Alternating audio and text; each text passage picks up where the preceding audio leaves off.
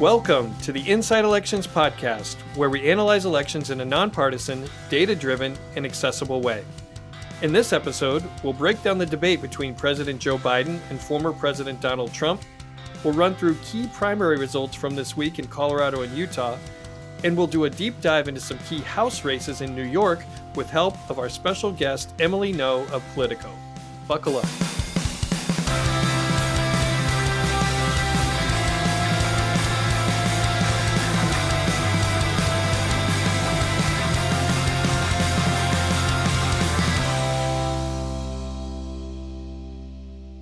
I'm Nathan Gonzales, editor and publisher of Inside Elections, the go-to place for nonpartisan election analysis for 40 years. I made a quick trip to Arlington, Texas this week to speak to the Texas Farm Bureau. That's Texas' 25th district, and it's represented by Republican Roger Williams. And I'm Jacob Rubashkin, deputy editor of Inside Elections. And while I stayed put in the District of Columbia this weekend, I want to give a brief shout out to New York's 26th district, which is home to Buffalo. My girlfriend had a very difficult time getting back from Toronto over the weekend. Ultimately, the Canadians failed her. She had to drive across the border to Buffalo to get a flight from there back to DC rather than flying out of Toronto. So shout out to New York 26, currently represented by Democrat Tim Kennedy, who won a special election just a couple months ago. I'm glad she made it back for an exciting week in politics right here.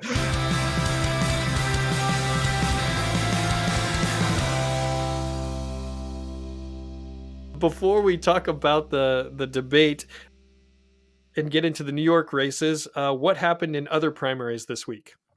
So national Republicans got their preferred candidates through 3 Republican primaries in Colorado: Jeff Hurd in the 3rd district, Jeff Crank in the 5th district, and Gabe Evans in the 8th district. All 3 prevailed against other Republicans with much more significant baggage. In Utah, Representative John Curtis was the big winner of the Senate GOP primary. He beat a Trump-endorsed candidate, and he'll be a shoo-in the fall to replace Mitt Romney, who is, of course, retiring. State Senator Mike Kennedy won the Republican primary to replace Curtis in the 3rd district.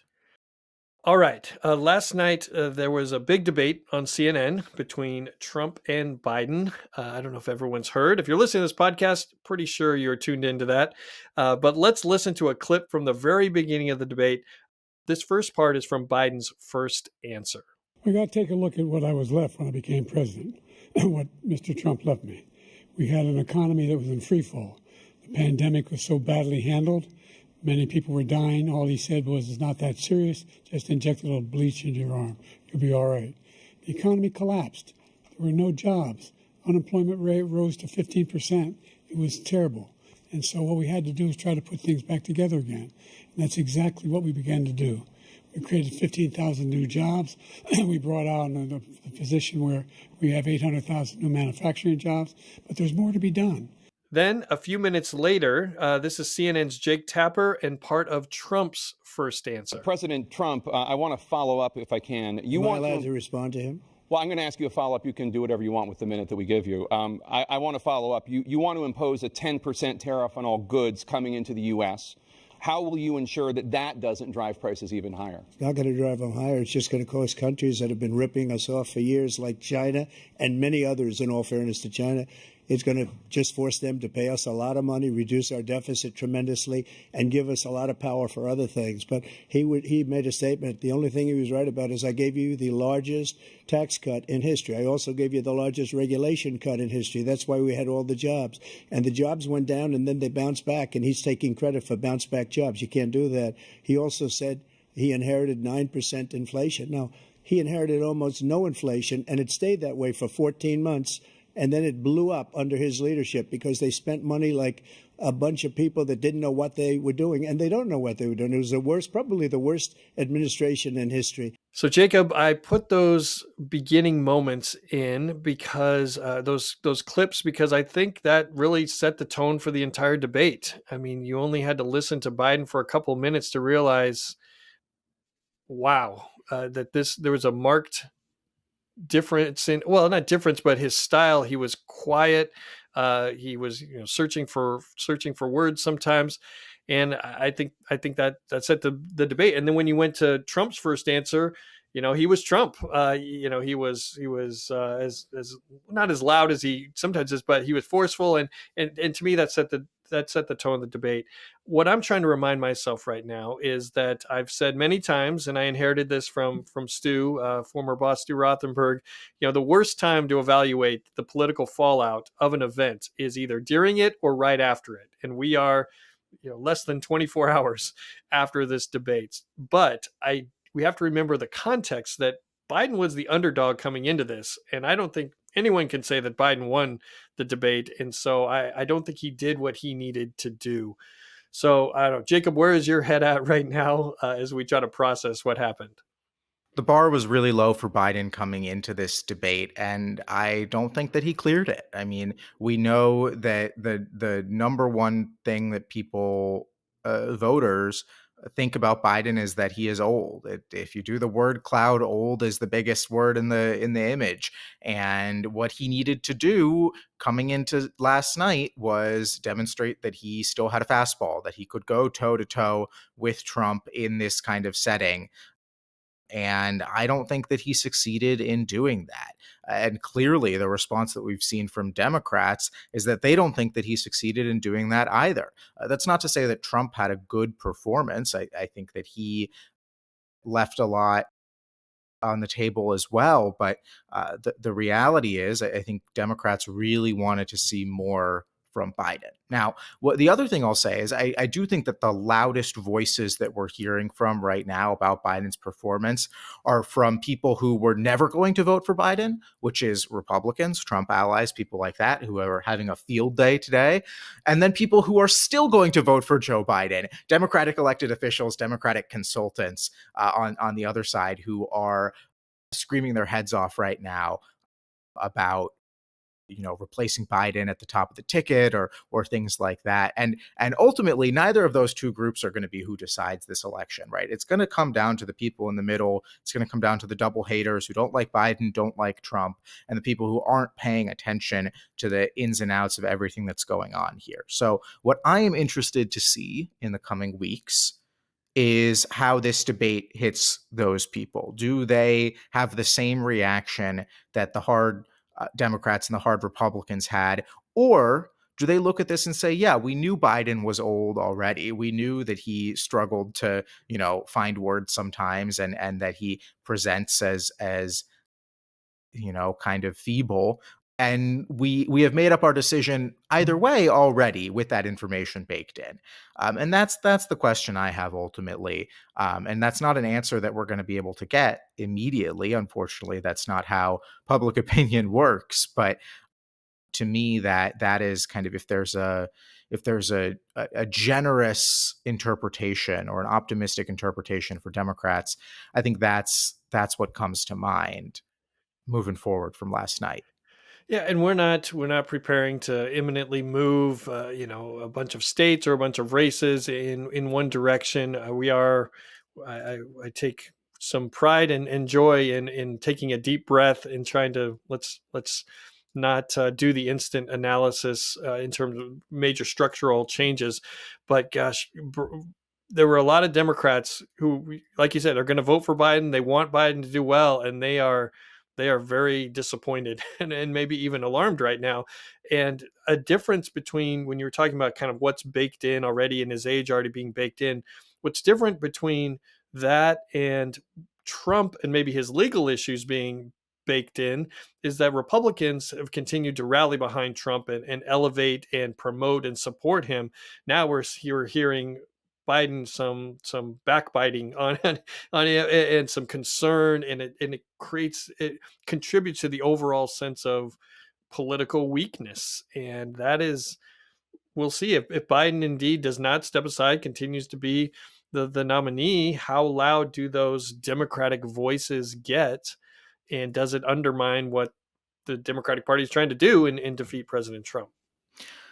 Yeah, I think that it's very notable that the last time there was any sort of substantial Republican backlash to anything Trump did was Access Hollywood in 2016. It's been 8 years since anyone in the Republican Party felt empowered to talk about Trump in any sort of negative way at any sort of scale. Obviously, post January 6th, there was a little bit, but all that got tamped down pretty quickly. So, whereas Democrats, I think it is in their nature to panic, it is in their nature to stress. It does not take a lot at all for Democratic consulting class to start tearing their hair out. That's something that we've seen for quite some time. So, I think that it's not surprising that Trump can be indicted, can be convicted, and the party will rally around him. Biden has a bad debate performance, and all we're hearing about is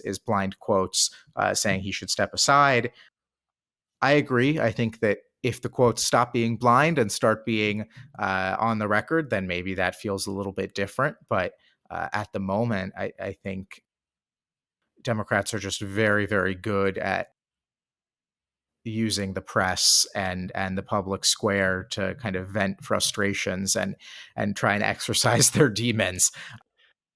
But look, if we get another month, this is the thing about the debate schedule, right? If we get another month and Biden drops in the polls, if he's losing by 5-6 points instead of being tied for another month, then I think the pressure is really going to be on. And I have been on record about this for a long time. I have not thought that it will be anyone but Biden and Trump in this election, but that that's not 100% certainty. And I'm not quite sure what it would look like. I do think that if it's not Biden, it absolutely has to be Kamala Harris. I don't subscribe to the theories of an open convention or anything like that. I think that the only alternative for Democrats is to go with the sitting vice president. But look, I think that the next couple of weeks are going to be the most crucial time for the Biden campaign, I would argue, of this entire race. Yeah, and Biden has to drop out, right? He cannot be just shoved aside. He has to drop out, release his delegates, and that. I think since we're focused on congressional races in this podcast, what will be interesting to see is Democrats have already been laying the groundwork for Democratic candidates and incumbents overperforming Biden because Biden's numbers, even before the debate, were not great. And so but now I wonder if Biden ends up doing so poorly, kind of at the top, where there is really there's a disconnect where voters that what's unique to Biden and his age and competency is so unique to him that it still gives Democrats in the Senate and the House a fighting chance on a more even chance because the presidency is so disconnected, or the presidential race is so disconnected, and that just might be what Democrats have to do, even multiplied based because of if Biden can't rebound.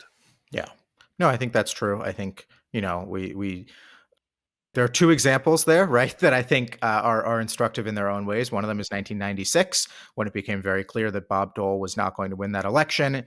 Republican Senate committee, House committee gave the so-called blank check to their candidates, basically said, if you do whatever you need to do to cut yourself loose from Bob Dole so that we can win, even though he's going to lose. That worked for them.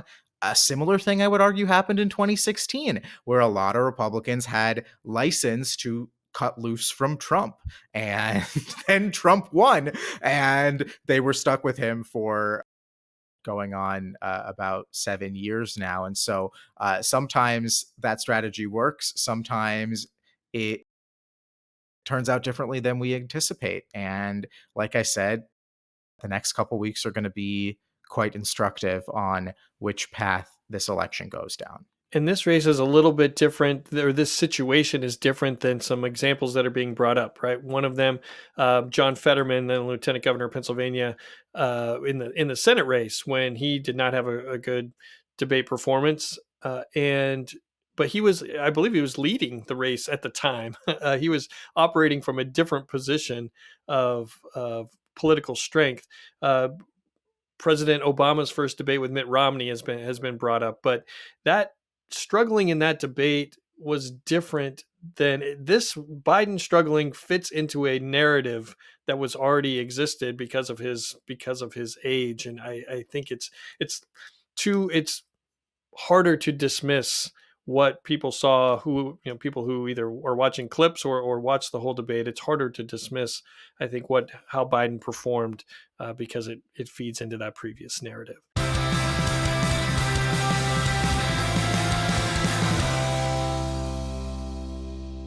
I want to welcome our special guest, Emily Ngo of Politico, where she's the author of New York Playbook. She was also an on-air political reporter for Spectrum News, New York One, and covered the White House for Newsday. Emily, welcome to the podcast. Thank you for having me. I'm a big fan. So glad to be here. Well, if you've listened to any previous episodes, you'll know that we ask all of our guests, what congressional district did you grow up in? I am here representing Illinois' 9th Congressional District. I grew up in the southeastern part of that district, which is the Chicago part, neighborhood in Chicago, uptown at Lawrence and Broadway. A little seedier in my youth than it is now, but heavily Democratic stronghold. If you go farther south in the city, it's just rich in culture and history, an amazing place to grow up, and so diverse in so many ways. And was your family particularly political or involved in the media, or what was life like growing up in the Illinois 9th? It was scrappy, a bit of survival. My parents are Vietnamese war refugees, and there was a bit of an immigrant neighborhood in Uptown, the Argyle stretch of that side of Chicago. And I think we just got more civically engaged as I moved through school. I went to high school at Whitney Young, which was very proud to say that Michelle Obama was an alumna. And I think because the Obamas were involved in politics, that got my family a little more interested in politics, at least nationally. And then we learned just the very rich and vibrant history through local and state elections too. There were a handful of consequential primaries across the Empire State this week. The biggest news was probably Congressman Jamal Bowman losing to Westchester County Executive George Latimer in the Democratic primary in the 16th District. Let's listen to a couple of clips from each of their election night speeches. There are good men and women in Washington who feel the same way we do. And we have to find each other and live with each other.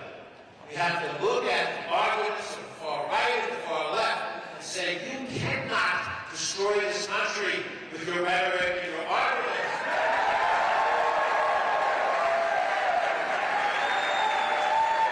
Unfortunately, some so-called Democrats are aligning themselves with radical, racist, right-wing Republicans. We should not do that.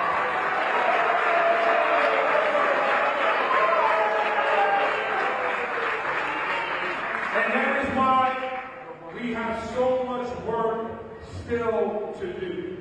All right, Emily, this was the race maybe the race that got the most attention this week. What was your biggest takeaway from this race?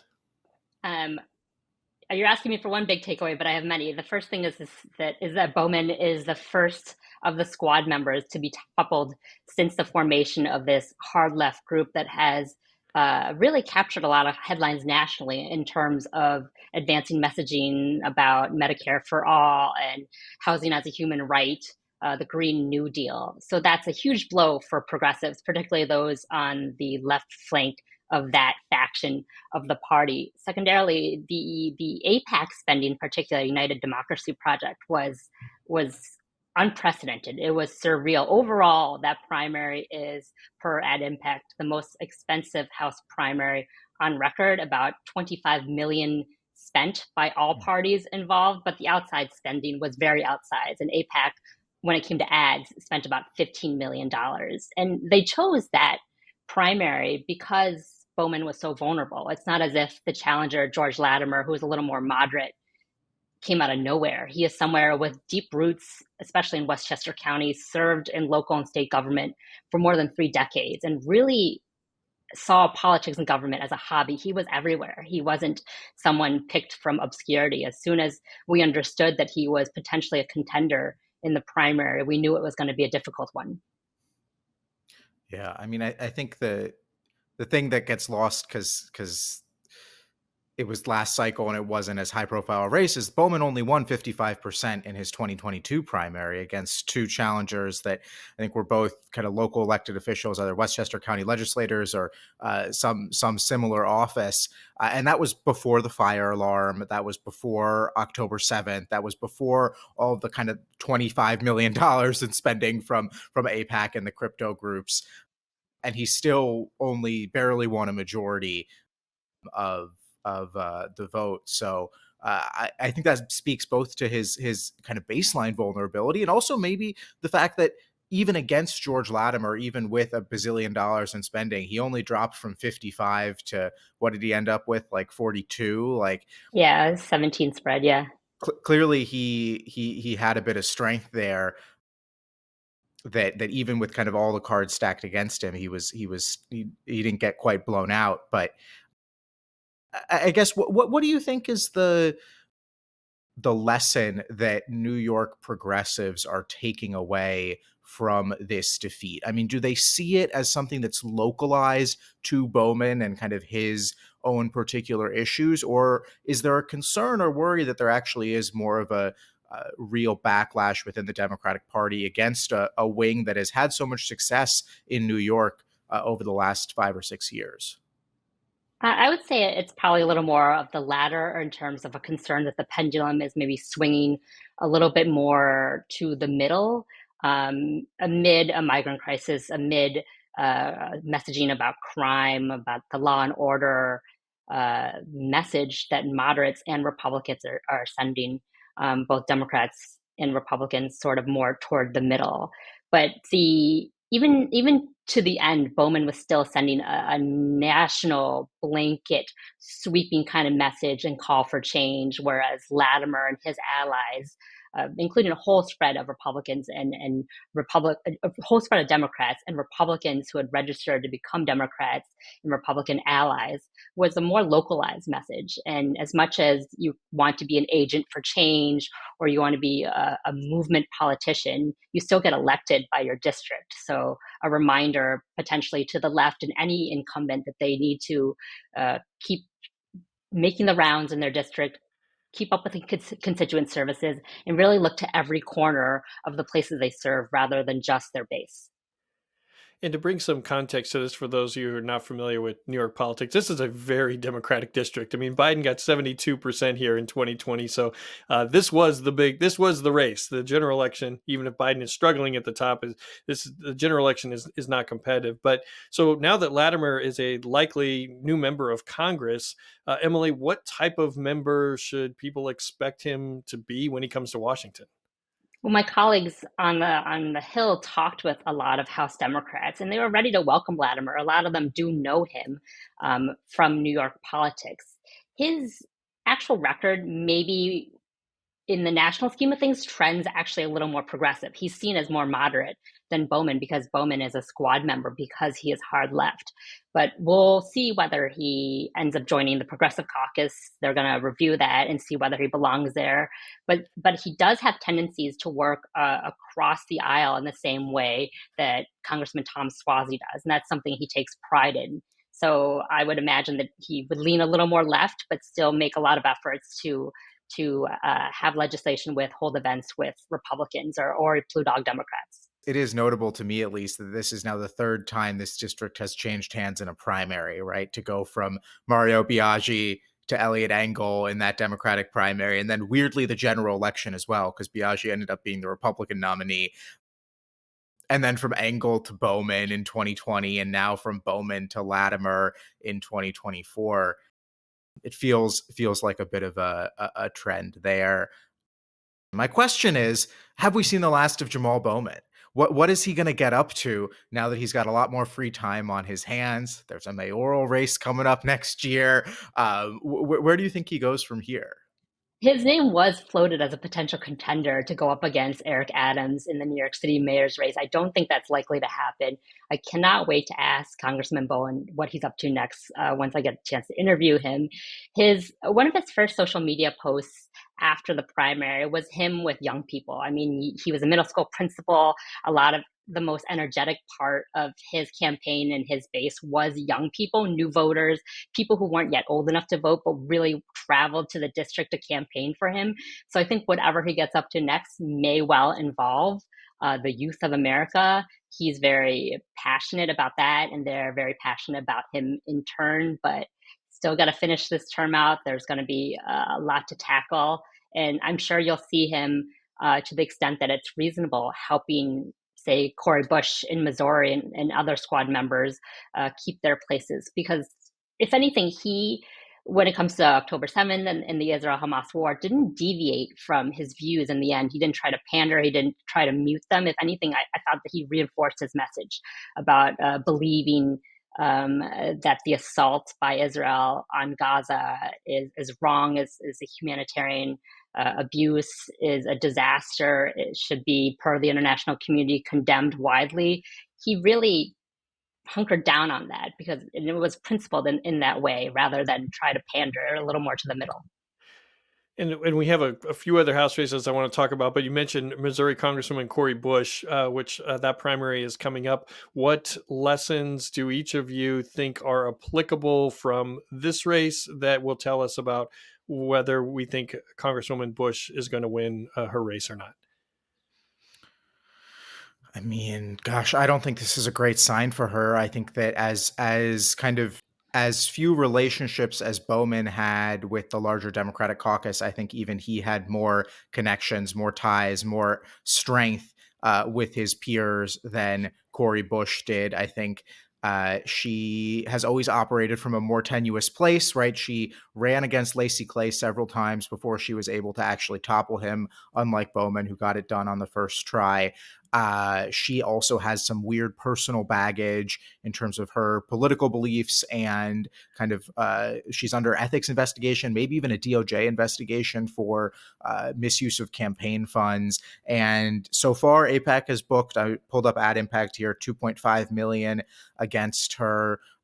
But if anything, what I think we saw in New York 16 is that they've got the money to spend and they're willing to spend it. So we could get to 5x, 10x that number if they think they're going to win. I think that it's Missouri's first congressional district. I think that's a much closer primary than the Bowman-Latimer one. Wesley Bell, I think at this point is only down 1 or 2 points per any polling that might be available.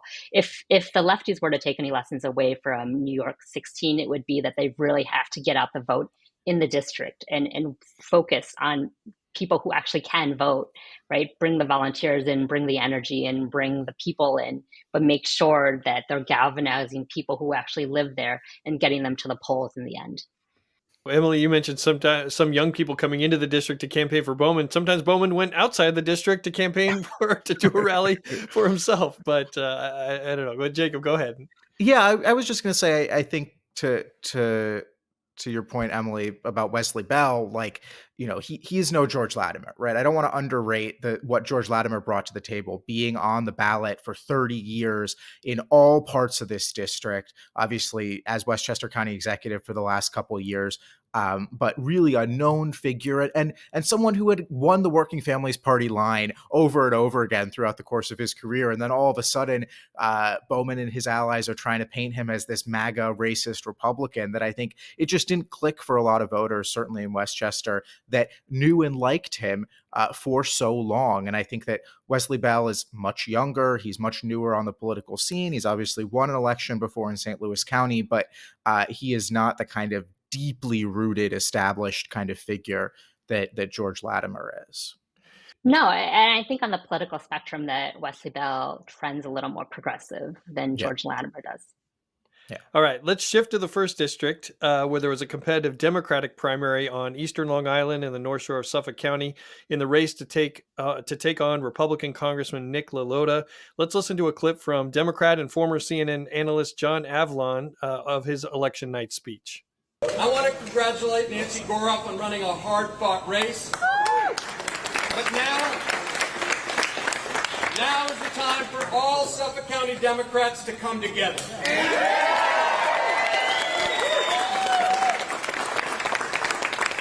We need to unite. so we can fire up the base. And then, because Democrats are, in fact, the last big tent party that believes in bipartisanship, yes, we need to reach out with clarity and confidence and get the real business going of winning this election and winning back Congress. All right, so Emily, this was a competitive primary. I'm not sure what the expectations were going in, but what was your biggest takeaway? What was the defining factor in this Democratic race? Usually in a Democratic primary, especially when one of the candidates has run before and was the nominee before, as Nancy Goroff was in 2020, the rest of the Democrats on Long Island, around in that region, sort of try to stay neutral. And that wasn't the case here. John Avlon really benefited from cleaning up when it came to endorsements from Democratic officials all over Long Island and in New York as well. He had 3 sitting members of Congress endorse him. He had a ton of Democratic committees behind him, figures like Steve Israel, who was a well-respected Democrat on Long Island, former chair of the DCCC. Certainly Jay Jacobs is a really heavy hitter. He chairs the Nassau County Democrats as well as the state Democrats.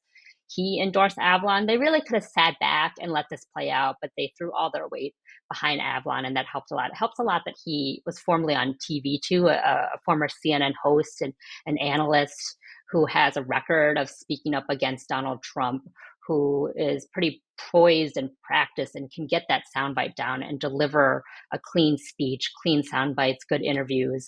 That could help him in the general election.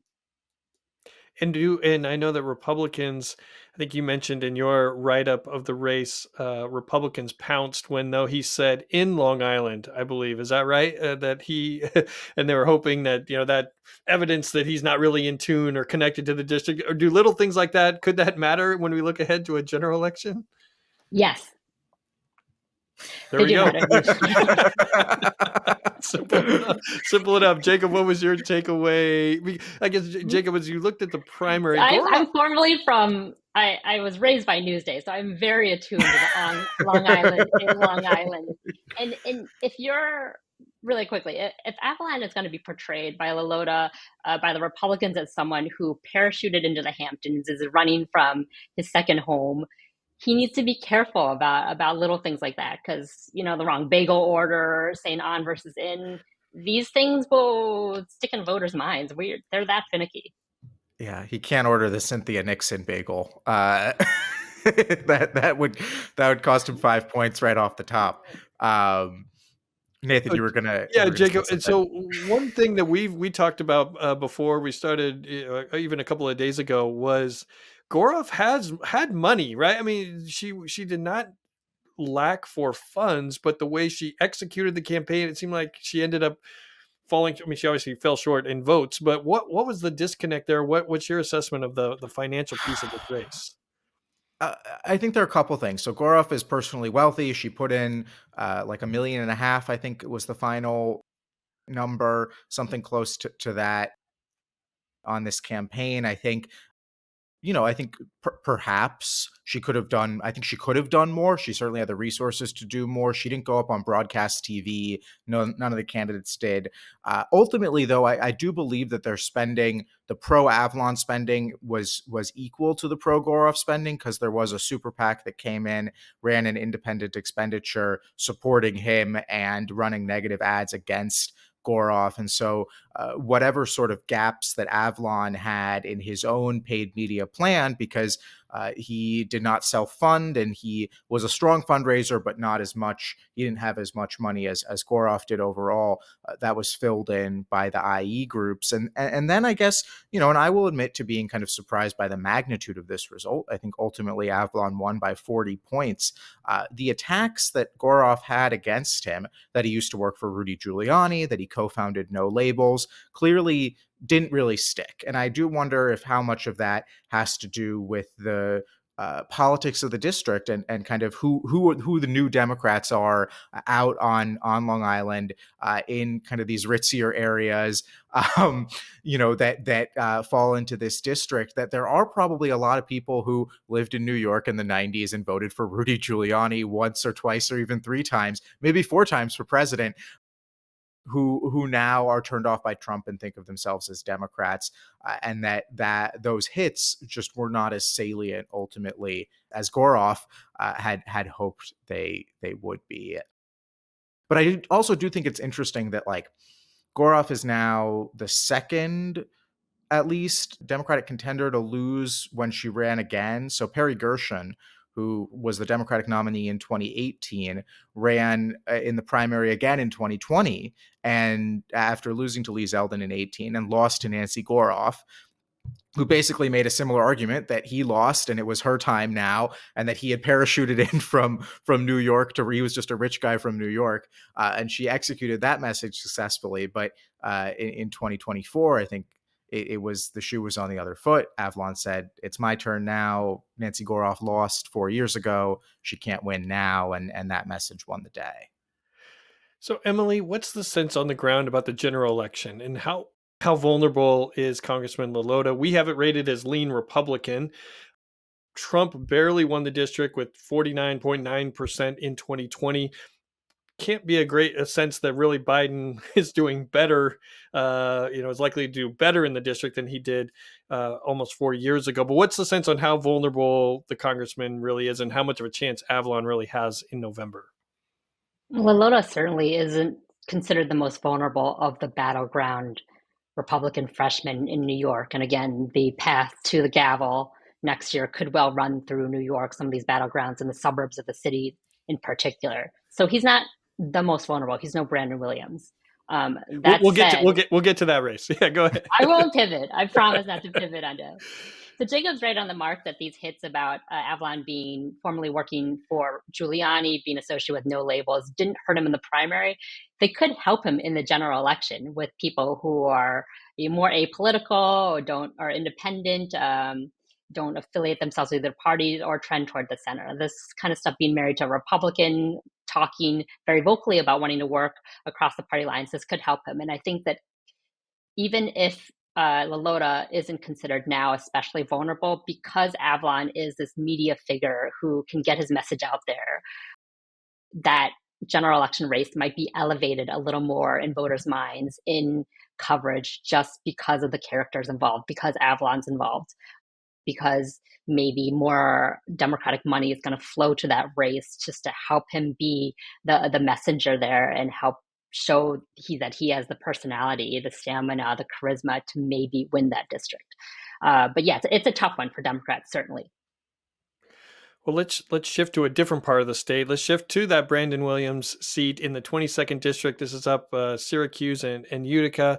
This is Democrats' best takeover opportunity, not only in New York, but anywhere in the country.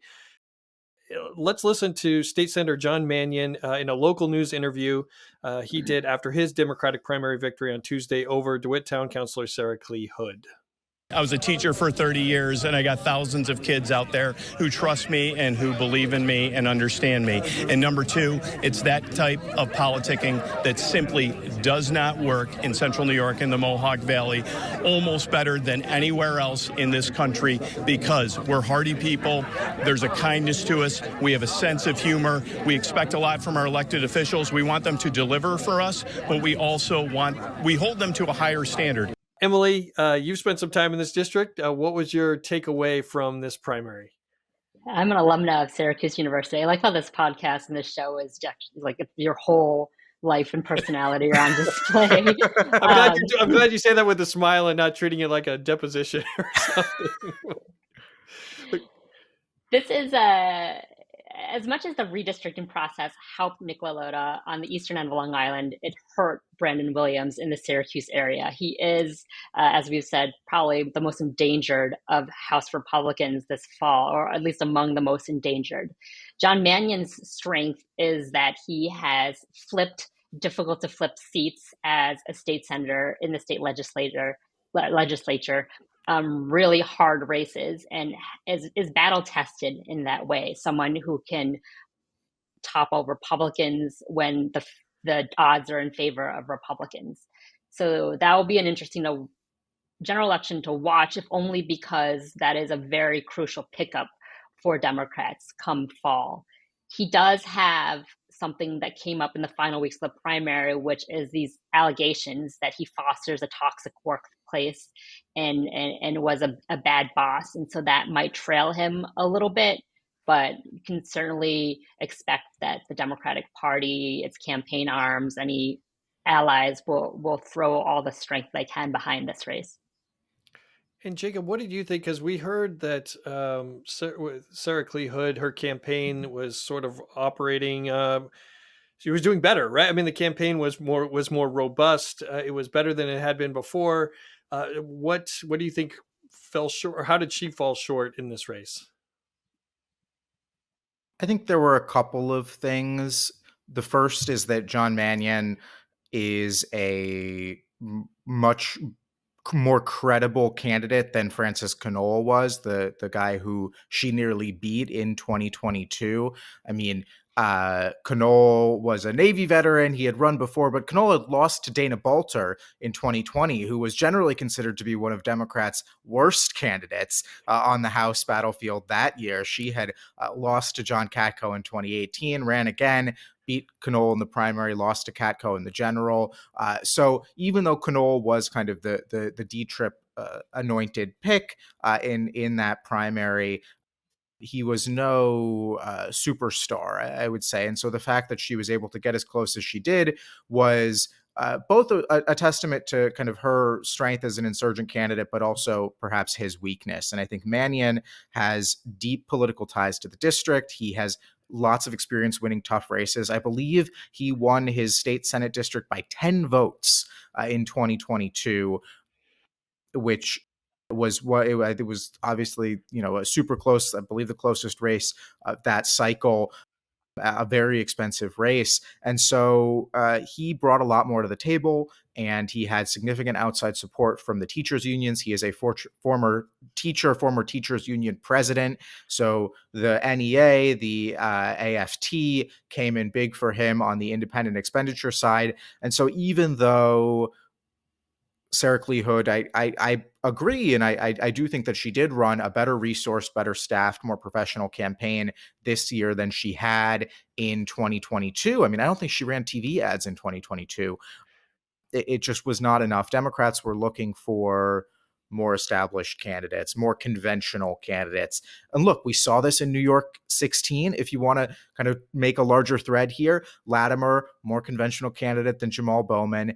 Even New York 1, I would argue, in some ways, John Avalon presented as a more conventional candidate than Nancy Goroff, the chemistry professor. And so clearly voters across the state, I think, were looking for a little bit more security, a little bit more conventional profile when selecting their Democratic nominees. I think that's like the main takeaway overall, but I just want to point out quickly that when we're talking about these three primaries, we saw a Black man toppled, we saw two women candidates losing their primaries, and the result are the nominees are three white males, but more centrist, safer for the party overall. I see that as well.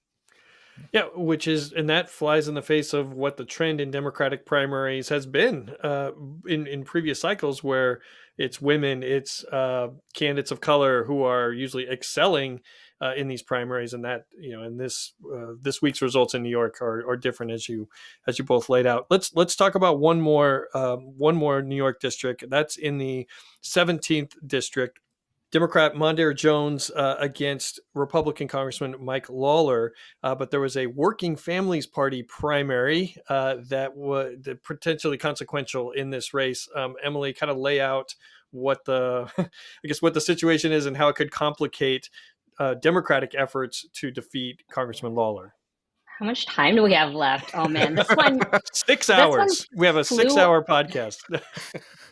This primary flew under the radar. We did write about it. Lohud wrote about it. And it's fascinating for so many reasons. First and foremost, it looks like Mondaire Jones, the Democratic candidate, is going to lose the Working Families Party line. And that would mean that if you look at the ballot in November, someone who is elusive and mysterious and enigmatic has a Working Families Party line. Mondare has a Democratic Party line.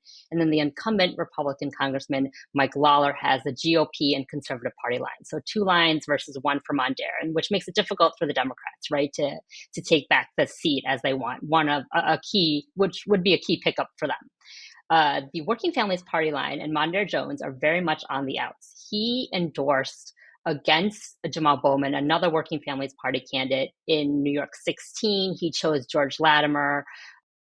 He didn't need to wade into that at all, but he said that the people he wants to represent in the 16th district again were very concerned about Bowman's statements regarding October 7th, and so he sided with Latimer.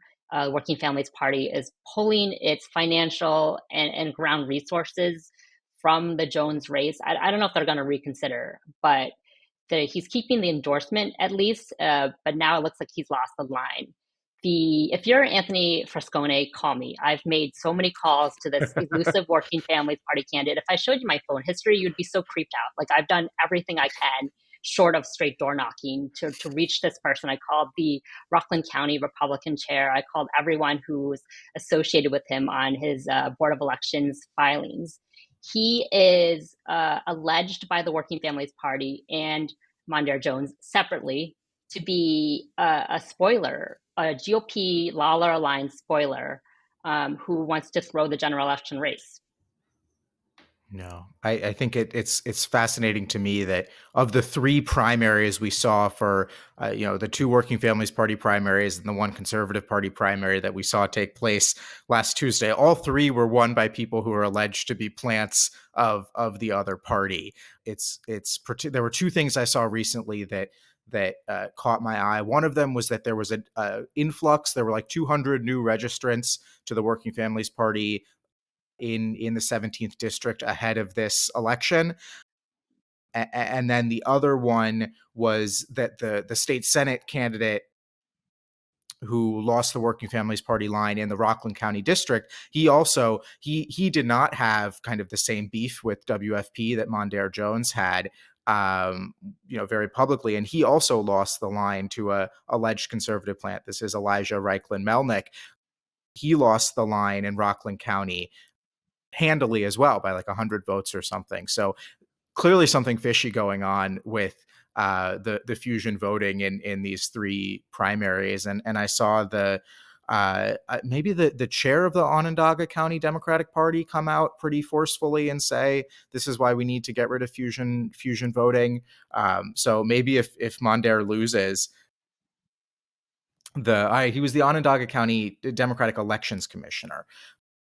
I think if Mondare loses because 3% of the vote goes to WFP, maybe that will spur Democrats into action. But yeah, like 300 people voted in this primary. Yeah, yeah, and this is a consequential. I'm not being facetious. That's the number of people, that number of votes that have been counted. Yeah, and this is an important race. We shouldn't call it a must win for Democrats to win the House, but this is the type of district that Democrats should be winning if they have any chance of winning the House. And so this is a big one. I'd be remiss, Emily, if I didn't ask you about the debate last night. We're recording on Friday morning. What you're hearing from your New York sources and on the ground in New York about the debate and how you think it could impact these key races that we've been talking about.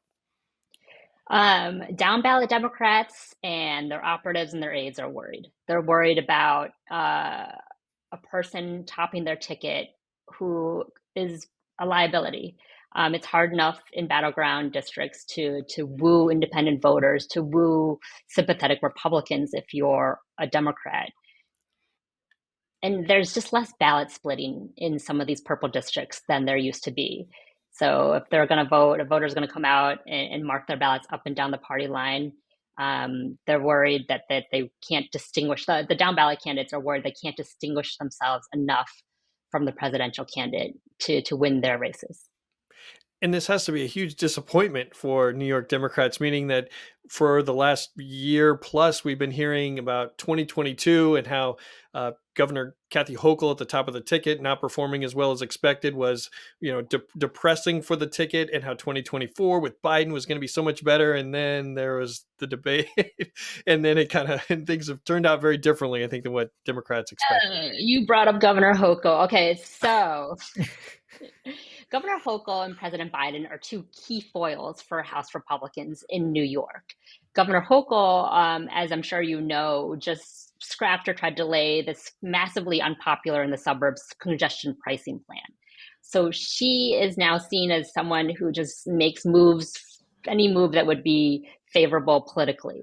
So now both Biden and Hochul are liabilities to down ballot Republicans in House races. So who are they going to get? Who is still? I'm serious. Like, who? If you're a New York Democrat who's running in a tough race and you want someone with star power to come in and campaign for you, you're not going to bring in Hochul. You're not going to bring in Biden. You're not going to bring in Eric Adams. You're not going to bring in Eric Adams.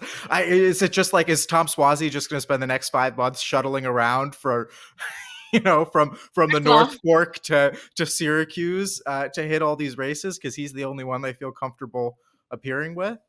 He might, but related to that, I think that a lesson could be that you have to be your own brand, which Tom Suozzi was. He ran in that special election in February as himself, right? He didn't need Hakeem Jeffries standing with him. He didn't want or would have Governor Hochul standing with him or even the mayor who he's friends and allied with.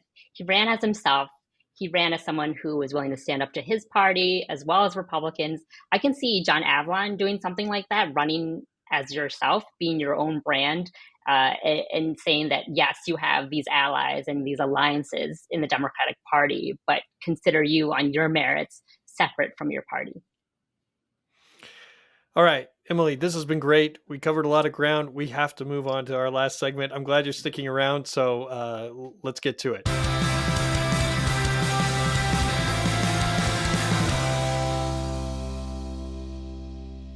And now for our final segment, Look What I Found, where we talk about anything new that we've been into, politics, music, movies. It could be anything. It's usually not political. Jacob, what did you find?